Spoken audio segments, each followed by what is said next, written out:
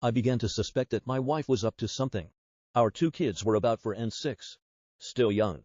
But not so young they couldn't tell you something about what had happened in their day. They started talking a lot about staying with my wife's parents during the day, which wasn't really that strange in and of itself.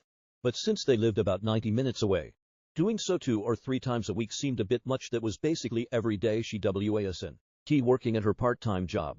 When I asked her about it, she denied it, but was never a good liar. So I started tracking the mileage on her car, and sure enough, she was driving an extra 400 or so miles per week. I knew some shit was going on.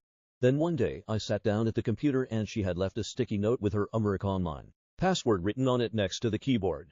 I could not resist and logged in to read her emails and saw a few email exchanges between her and her all go BFF, where they discussed how my wife was regularly fucking one of her ex-BFFs from high school. No mention of details about him other than my wife also talking shit about his wife, making fun of how she'd gotten fat after having kids. Anyway, I printed out these email exchanges and stashed them.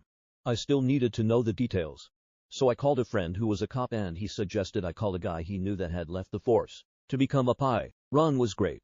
I paid his retainer and gave him the emails and what little I knew about my wife's activities, and he figured out exactly what she was doing. His report detailed with photos and times, dates, locations, all about how she would take the kids to her parents, then go meet this guy for lunch. Then they'd go to a dumpy motel for a few hours, after which she'd pick up the kids and return home. At this point, I hired a divorce lawyer. My parents cheated on each other, and the fallout absolutely fucked mine and my siblings' childhood. It was something that was totally unacceptable. I also asked Ron to find out what he could about this guy. Ron absolutely came through. I learned his name Bob, that he was married and had 3 kids. I also found out that he worked as AVP of sales for his father-in-law's business.